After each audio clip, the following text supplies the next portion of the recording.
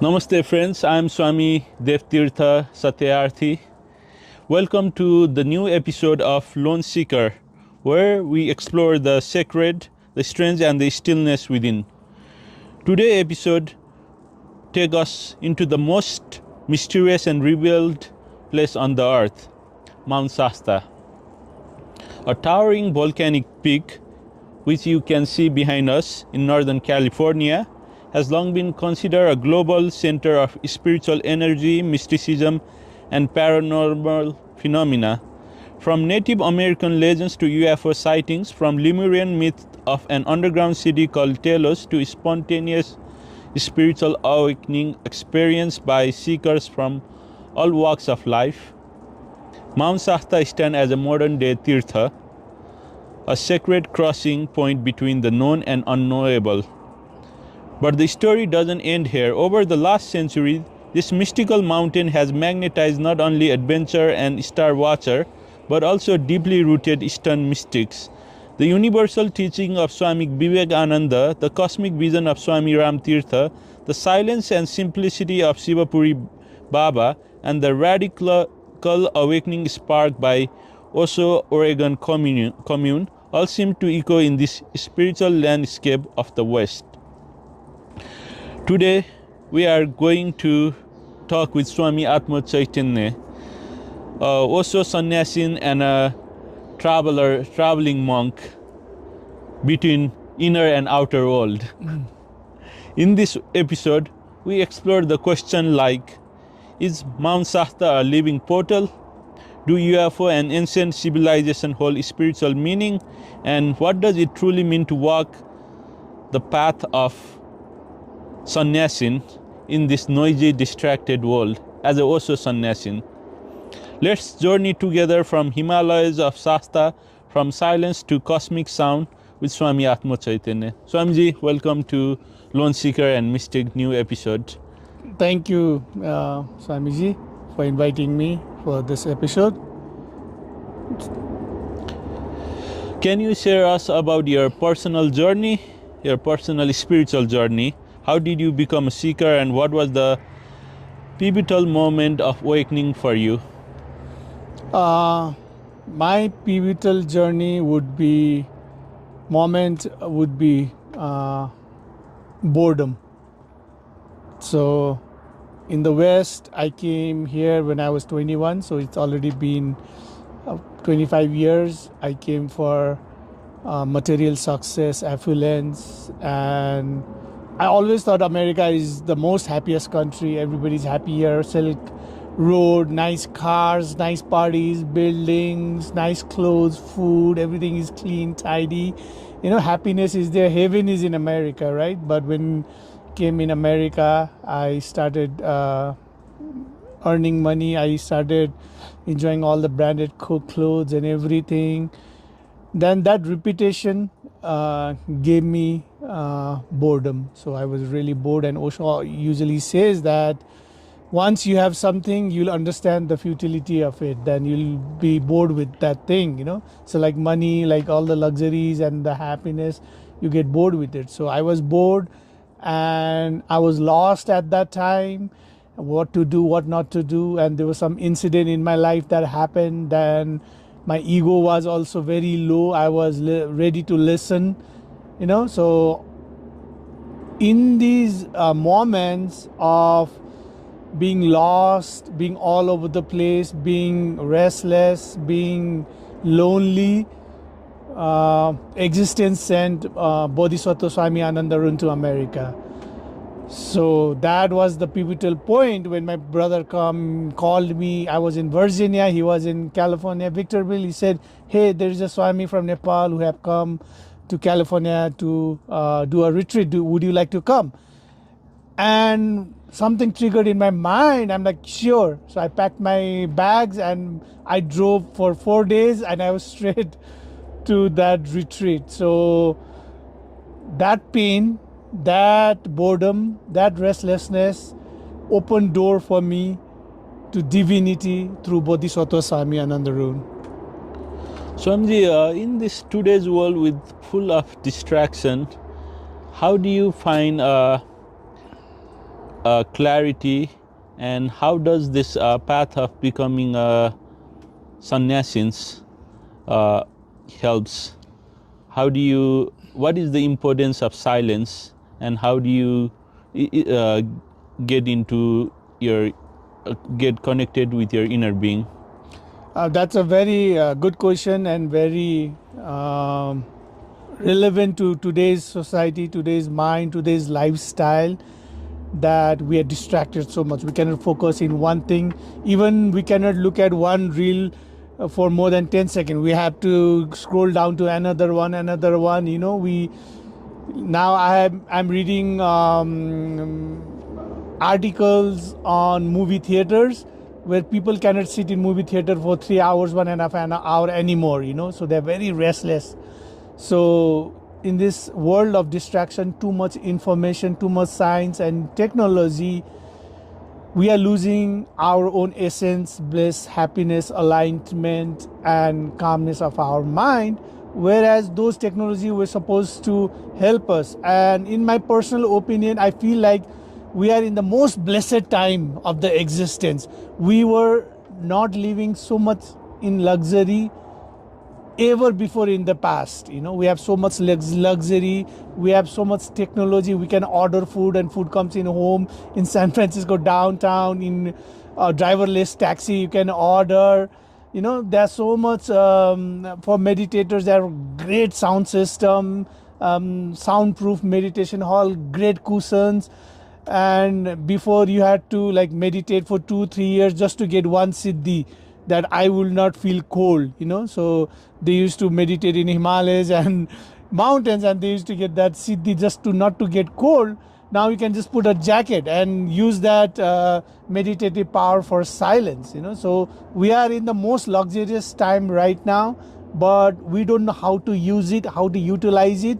So the technology and the information is utilizing us, and what it does is it brings all the news and information in real time. So we have all the real time. We have war of Iran and Israel going on, Ukraine, protest in Nepal, bring king back in Nepal, you know, Pakistan India war, and our life is already miserable. So we have too much information, and our life is already miserable, and our neurons are firing too much, and we are restless. We don't have our prana energy activated, our kundalini energy activated, and our mind don't know what to do. So it does what it is given to it repetitively. So caffeine, you know, high release of dopamine.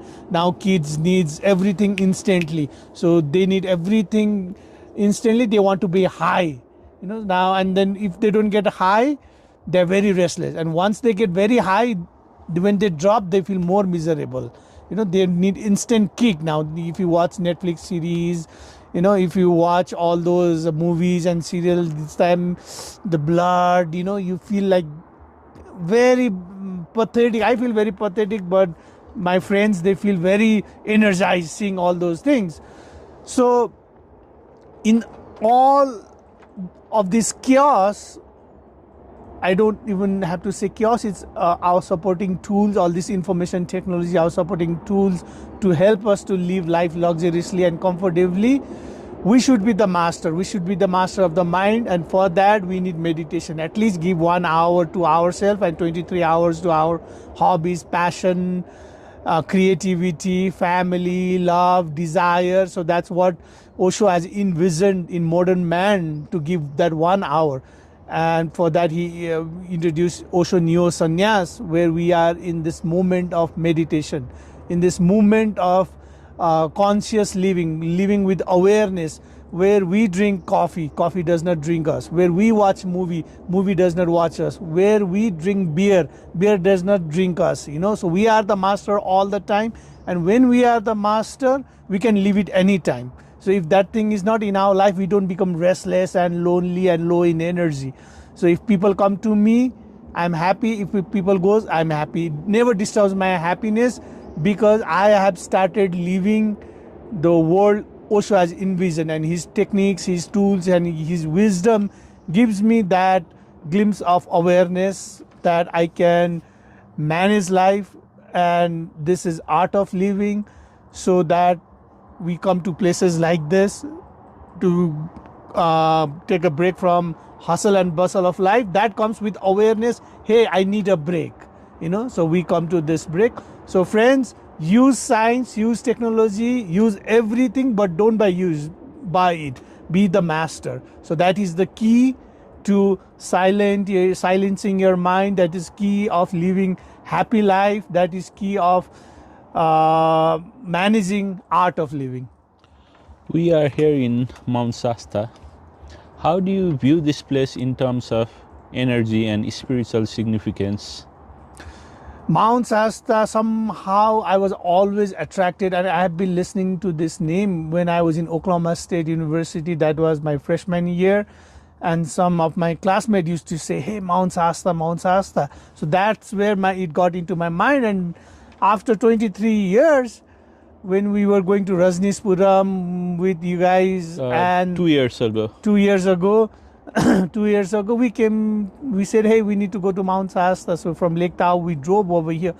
That time, we all had that instant connection with this mountain. Something mystical, something mysterious, something calming. The more you look at it, the more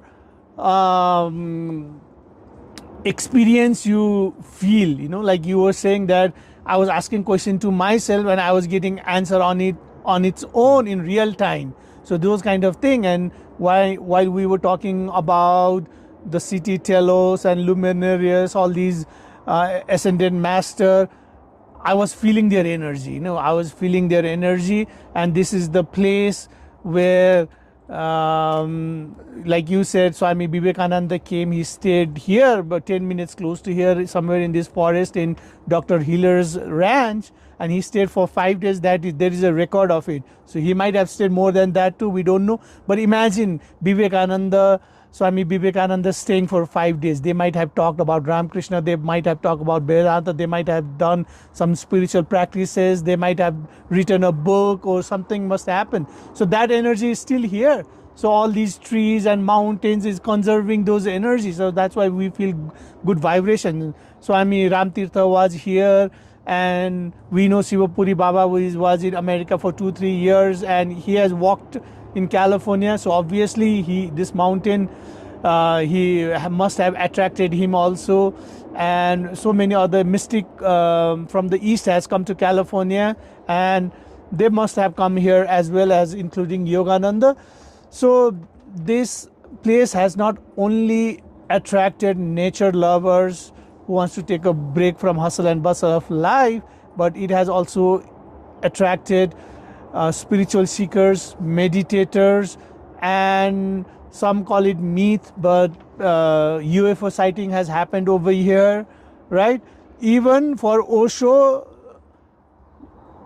to feel Osho, we need the Buddha field, we need ashram, we need a place where we practice meditation, where we talk about Osho, we listen to Osho discourse, and in that place like Tapoban, Nirvana, Osho's energy is felt, right? So there needs to be a landing strip to download Osho's consciousness or Osho's plane.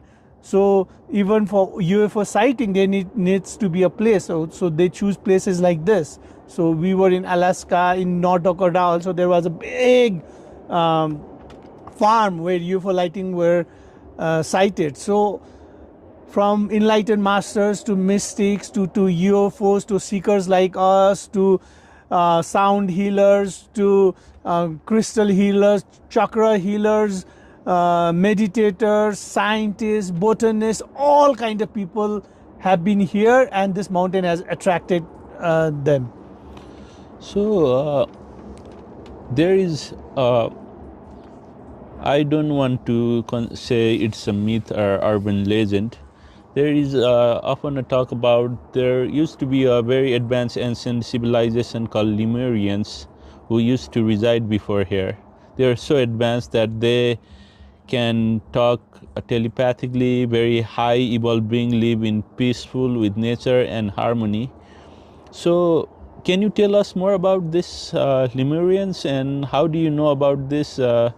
When did you first heard about these Lemurians, and even here they're saying that they are still here in the fifth dimension. The what we are living in the world is third dimension, where time is in fourth dimension, and fifth dimension is where another beings, where all this paranormal and other activities happens. They are like light being who lives as a light. They are like for us it's like God or some other powerful being. Yeah, first time I heard about Lemurians was through Osho.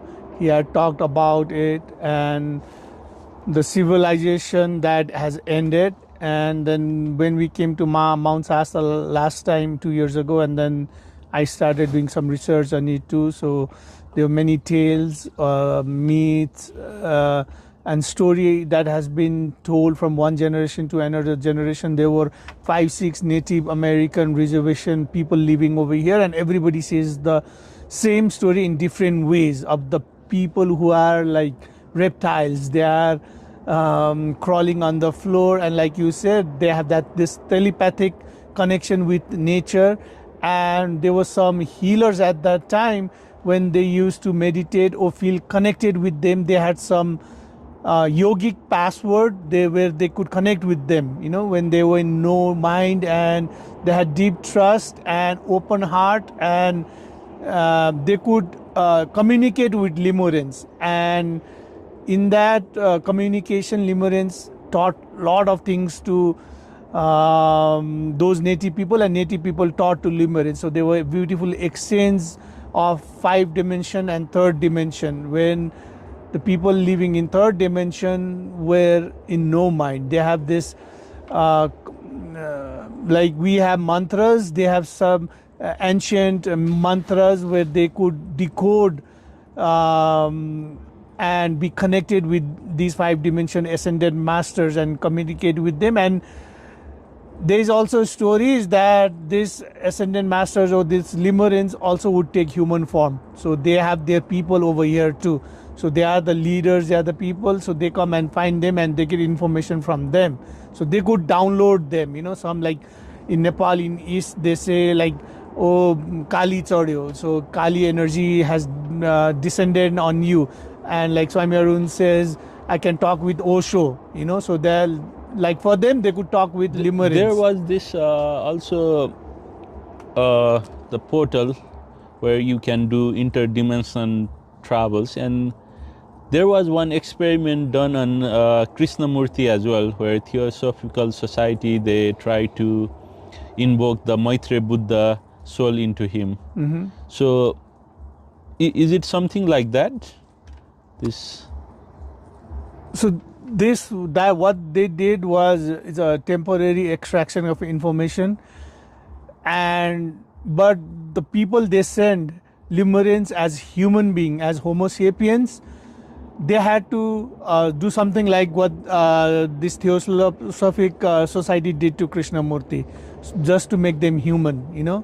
So they might have done that one, but later on, once they started living as human, so even in this earth, not everybody lives as human. So some are living as an animal, some are living as reptiles, some are living as high souls. Even in human body. In human body. So they are living in their own dimensions, So they are living in their own dimension, and they had Lemurians connection with those human beings, their people, but they were in human body. So they would take all the information and give it to them. So these kind of mystical experiences, there's a story about it. And even like we come over here, we read more, so it feels like our imagination or stuff, but you can sense something is there.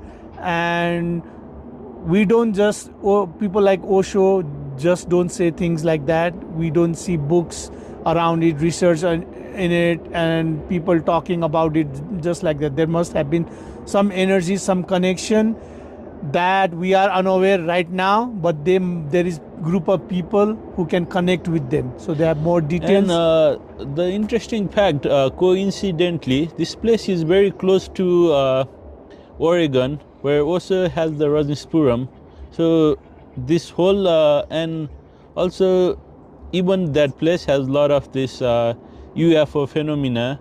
And also there was one video I saw in 80s where they have discovered a Sri Yantra in Oregon in the lake beneath. Right. There was a structure like Sri Yantra. So is this all quite related?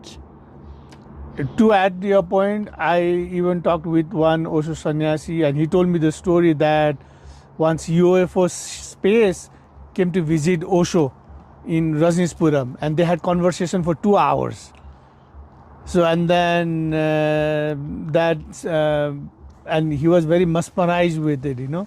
So I don't have facts to prove it, but there were lots of stories of UFO in Rajneeshpuram also. So multiple people have told me about it also, right? And this person said that some extraterrestrial being came out of the space and they had conversation with Osho also. And this western part of America and California, and there are lots of mystical places over here, and lots of quiet, silent places that these people can come, these people can feel safe, you know. So like when we went to Alaska with Swami Anand Arun, he went there to find if Mr. PK is still there or not. You know, it was a place like this. There were like mountains, very silent place, and he told us at that I'd like time. to hear about that. Like you were there with him, so tell us about that incident that was mentioned in Mystic and Miracle books. Miracles. Yeah, I had privilege to travel with Swami Anand Arun to Alaska, and we didn't know why we were going at that time. I was just excited, I'm going to Alaska. So we went over there, but Swamiji had other things in his mind. Later we read Mystic and Miracles and we found out about PKG and was like, wow, that's why he went. And a couple of incidents, like in Alaska in summer, even at midnight, it's like this. And we went to grocery shop with him wearing sunglasses at midnight.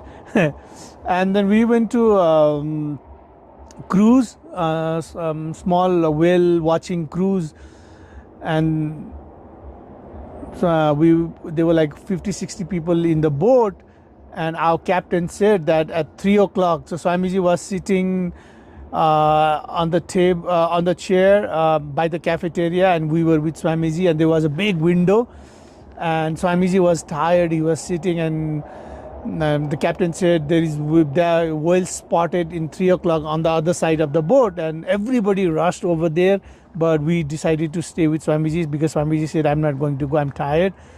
And after a few minutes, there were like 4 or 5 whales that they came to the window where Swamiji was sitting. To that window, and they started jumping like big whales, and we all were like so surprised and smiling, you know. And Swamiji was also looking at the whales. So that is one of the very mystical experience I had. And then all of a sudden he said, from Anchorage, let's go to North Pole. And it was a long drive. We don't know anybody over there. So Swami Ramakrishna Ananda, he rented a car, and then we drove to North Pole. And on the way we saw big bears, antelope, and everything. And the air was so fresh, refreshing. Whenever we used to get tired, we used to stop the car and roll the window down, and Swamiji used to say, okay, take a deep breath. And we used to take a deep breath, and everybody used to be so fresh, you know, and the air was very fresh. You guys are getting high on the air. Air and with Swamiji's presence. Yeah. So even the long drive was short, and then we went to a couple of places over there, and he said, okay, let's go to this place, that place. We went with some friends in North Pole. And after that, when he wrote Mystic and Miracles, he said he went to Alaska to see if Mr. PK was still there or not.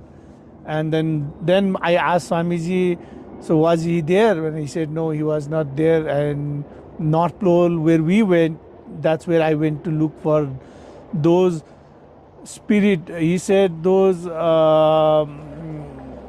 there were spirits who used to live over there, and PKJ was fourth body realized, and his wife was fifth body realized, and his wife was allowed to enter into Pune Ashram's Buddha field. From North Pole, they used to go there and listen.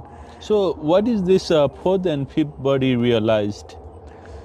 So Osho talks about 7 bodies in Search of Miraculous, where he talks about this first body as a physical body made out of food.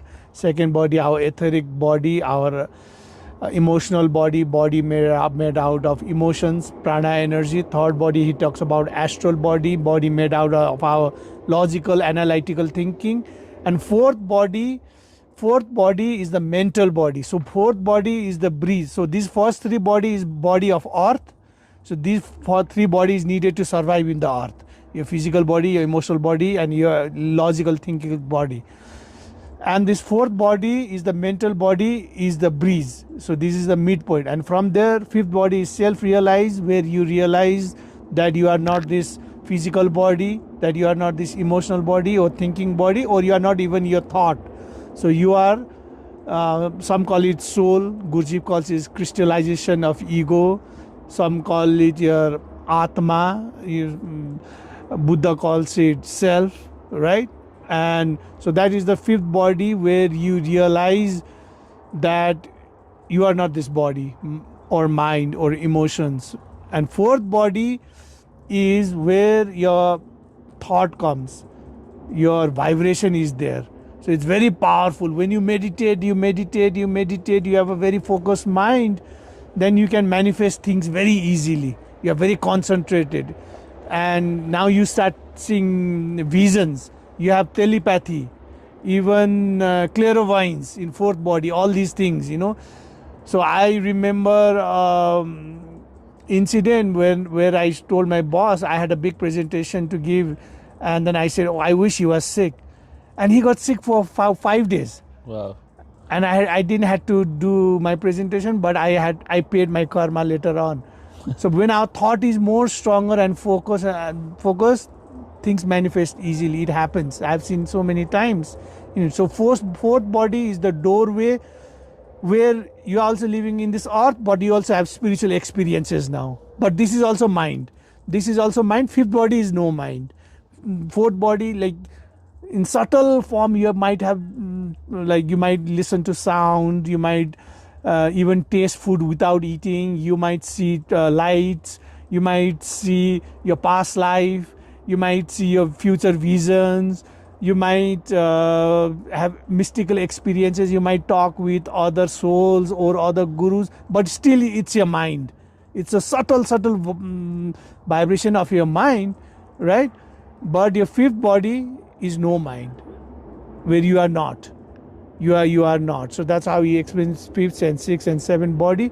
So Osho says science will help us to realize until our fifth body. So if we really use our science and technology, it will help us to realize our fifth body. And the interesting thing is, people whose fourth body is activated, they look like enlightened masters, because they have siddhis and people are mass. People sit with them. They can read minds, right? They can tell things. They look very colorful. They have powers. They can heal people. They can do like Sai Baba, so many other Babas, and they look like enlightened person. But also first time said, it's only the phase of our meditation spiritual journey where our mind is strong. So, and most people, 99% of people are stuck in fourth body because of ego. Now people are listening to you. So all of a sudden I create fire over here. You guys will start listening to me, right? So, but that's where ego needs gratification. So that's where we have to be really, really careful. Even in your life, so many magical things will happen. You have to be really careful and focus towards the truth, focus towards the nirvana. That's why Buddha said, chalte jao. So any other experiences you get, it's only to realize that this earth is not only your life, there's something else.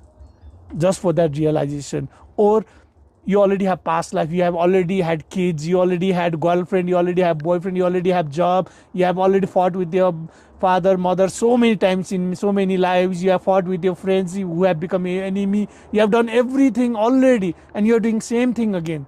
Just to break that pattern, it's nice to get glimpse of past life or activate your fourth body, but it's nothing special. It's just helping you to go towards the truth. So that's why we need Sangha and Guru and Bodhisattva Swami Anand Arun to push us. Don't be stuck there. Don't be stuck there.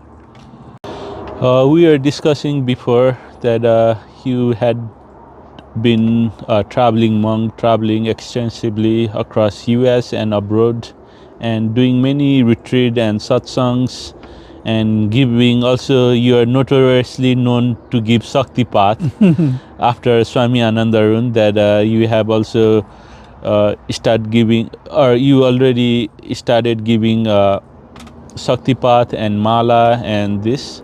So does it ever occur that you feel like a bit highly meditative and this spiritual ego is more dangerous than the normal ego? Do you ever consider yourself like guru, or does it always do you feel like you need to get how do you feel when you don't get enough people attention, or when people come and treat you like guru? Like, how do you balance these two things? My nature is very spontaneous nature, because of that nature I was able to jump into Osho Neo Sannyas when I met Swami Anand Maroon, and I didn't know anything about sannyas then. And then my brother told me to drop him to the hotel where we were having the retreat. And at that time, I thought like, okay, now there is another Swami, because I always hated taking advice from elder people. My mom, dad, grandparents, teachers, principals, everybody was always giving me advice. And I thought now this Swami will be giving me advice in that half an hour drive, and I was like very hesitant and uptight and driving the car. But to my surprise, he was cracking one joke after another joke, veg joke, non-veg joke, and I was laughing my ass off, I was so comfortable. And then, like, I never laughed that much in my life before that. Like something burst open. I was laughing, and he was cracking. He was like a child, and then I looked at his eyes. It was very still eyes. You looked at eyes, you feel like he's so authentic. There's some power, mystical attraction. And before that, I haven't read any spiritual book. I read Osho sometimes. I was not in depth research or anything. And okay, this man is authentic. I should listen to this man. And then I dropped him off. And later on, he was talking about sannyas. And then I raised my hand, Swamiji, I want to take sannyas. And I just jumped, and he was very surprised because I just got introduced to Osho. So my nature is that whatever is happening, I just flow with it. I never thought I would find Osho. I would never find Bodhisattva Swami Arun and all the beautiful Sangha. It just came to my life. I accepted. I flew with it. So, and the second thing is, I never thought that I would be a meditation teacher. I would leave my job and continuously travel to spread Bhagwan's presence and meditation and help people to meditate regularly and create that joy, happiness, and answers their questions. I never thought I would be doing that. I wanted to earn money. I wanted to go to corporate world and all, have all fun with life. But existence had planned something else for me, and my heart and soul and spirit gets very excited when I get to talk about Osho, when I get to talk about Bodhisattva Swami Anand Arun and share meditation. Guru, doesn't matter where, Nepal, America, Europe, anybody they invite, I go to everybody's house. So that is my passion. And later in meditation, I also see that that's my sole purpose. That's why my birth was happened, to do something out of this vortex of I, my, and mine. So in that phase, I'm just flowing with the existential plan, and Swamiji is also giving me energies. It's all Osho's energy. Without their energy, I could not do with my mind. Otherwise, I'll get tired after one retreat or two retreat. In some place, it's difficult to do retreat also. But I went over there. Even in America, I have to get on the plane, and to go to Virginia, it takes me 5.5 hours, right? So I have to travel. I have to spend my 2 days just for traveling, and because I get energy from those people. And I don't consider myself as a guru. Osho is our guru. Bodhisattva Swami Anandarun is a guru who has initiated me into neo sannyas, right? They are the people with the wisdom. They are the enlightened ones. I'm just a messenger. I call myself traveling monk, and I call myself a Kalyan Mitra, of well-wisher. So with me, you can talk about your meditation experiences, your problems, your love life, whatever is blocking you from not practicing meditation. That's not allowing you to practice meditation, and you don't see growth in you. You don't see transformation with you. So I help with these people in my retreat. I bring dance, laughter, silence, different kinds of meditation that helps different kinds of mind, that group energy explosions help people, and I send them to right direction. Some people I recommend do 21 days mystic rose in Tapoban. Some people I recommend do no mind. Some people I recommend you should do Sufi retreat. Based on people's interest and their nature, I help them to go to in the right direction also. So I call myself as a Kalyan Mitra.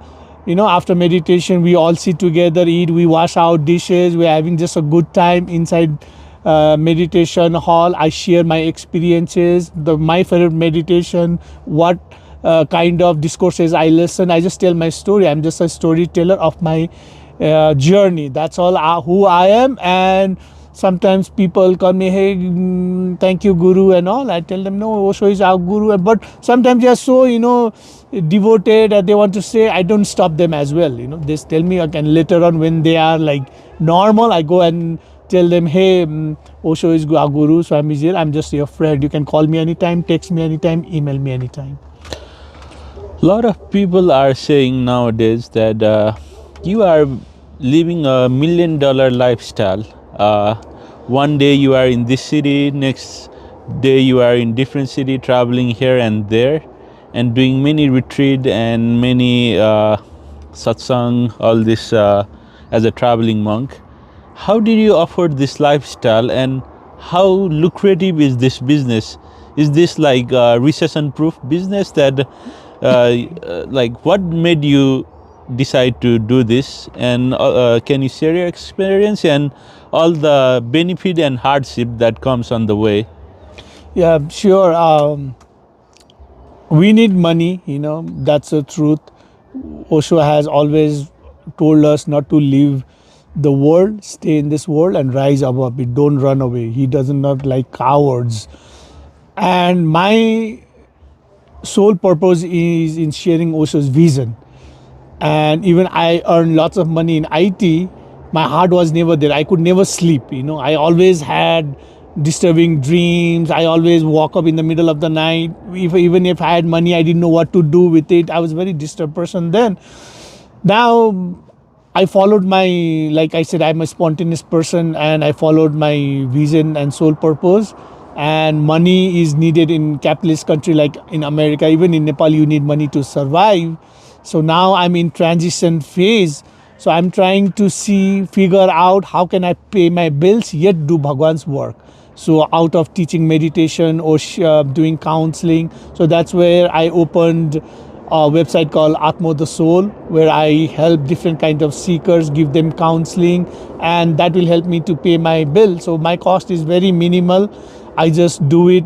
My intention is to help share my experiences and get some money back in return so that I can pay my bills, right? So that's all my intention is. Yes, right now I feel very blessed to travel to different places, meet with different people, and my mind has opened up. I've learned so much in this traveling. I have learned so much in traveling. I have encountered with very positive mind. I've encountered with very negative mind. I've encountered with the most compassionate person, and I've encountered with most rudest, mean person, So it looks very lucrative and thing outside, but you are playing with people's subconscious mind. So And you also get a lot of death threat as well, because right, a lot of people are not happy. not happy. Even our own Osho sannyasi is not happy. Why do you put dead guru's picture, in your retreat?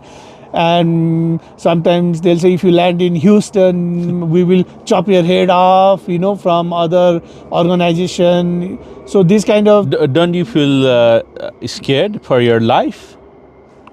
I feel like if I die doing Osho's work, that will be the best death.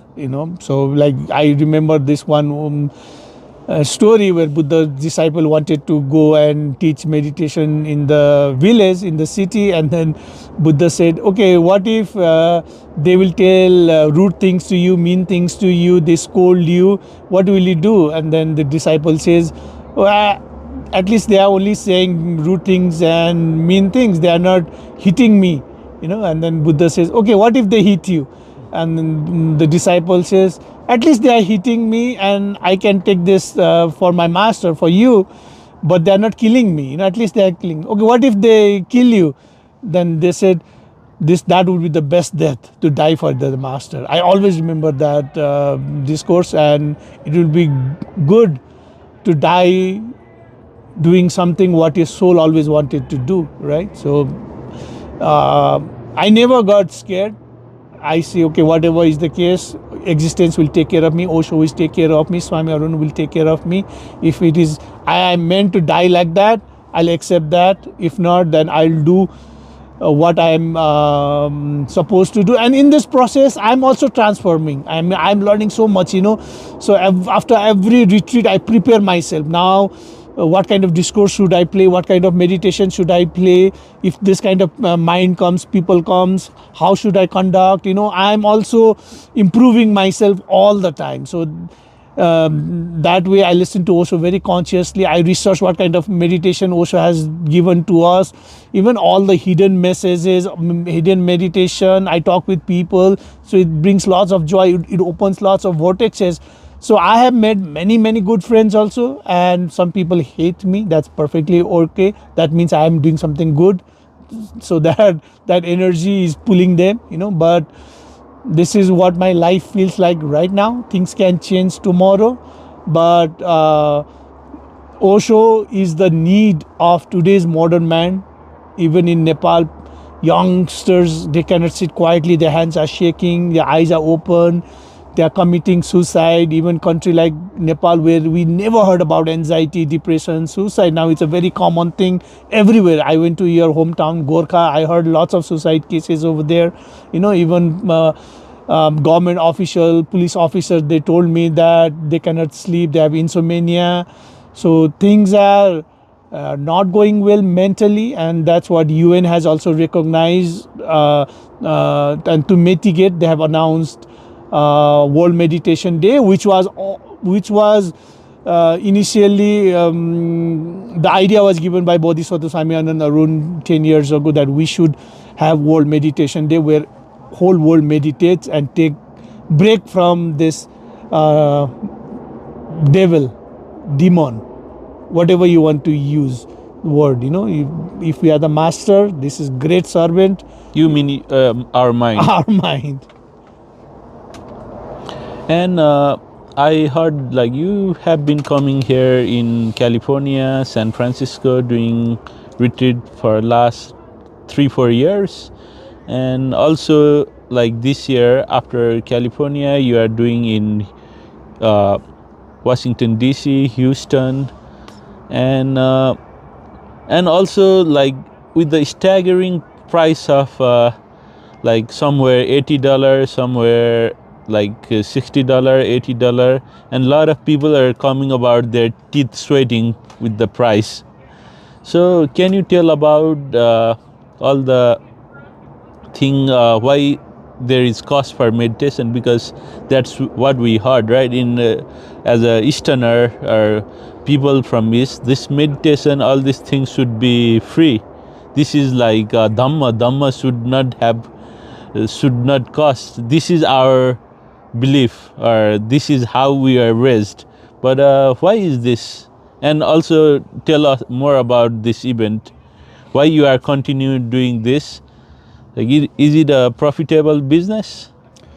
There are two things to it. The first thing is, if we get anything for free, we take it for granted.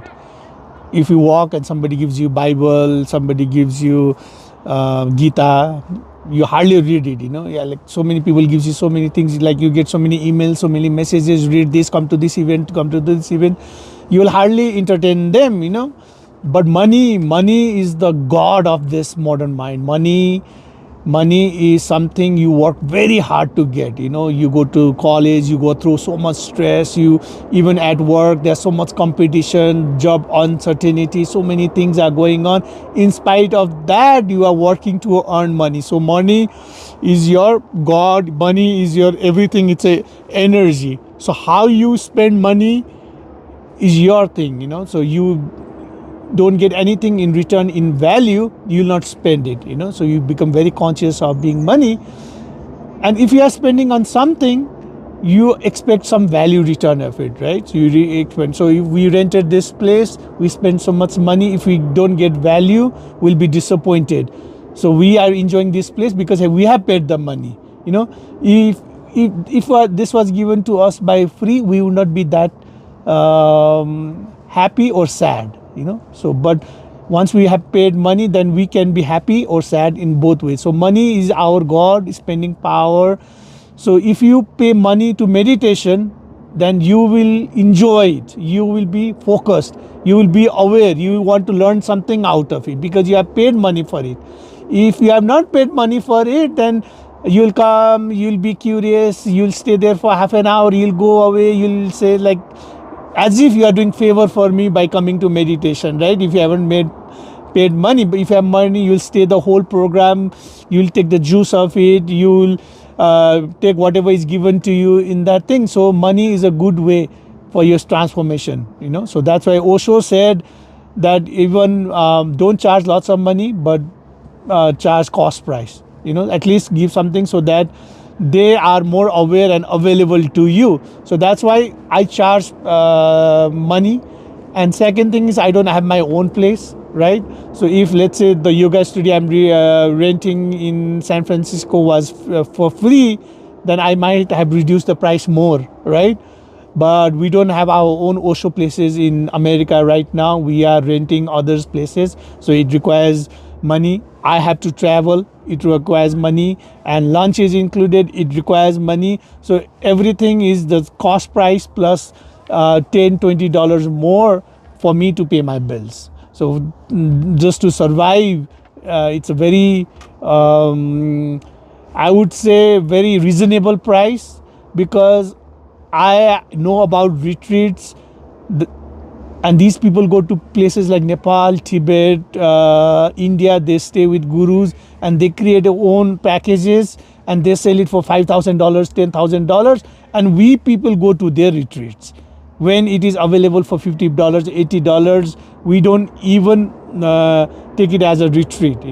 But if you charge high amount of money, there must be something. Even if you go to Sadhguru's in Tennessee, it's like for weekend is $2,000. Even to sit in the front row is $500. Last time when he was doing this Linga Bhairavi, I heard the sum of the ticket were like 5,000. See, more than Taylor Swift. And how concert. does that transform your own life? What did you learn? So our focus is on meditation. We teach you technique that you can apply in your life with this group energy, Sangha energy, with wisdom and vortex of Osho. So we can transform our life every day.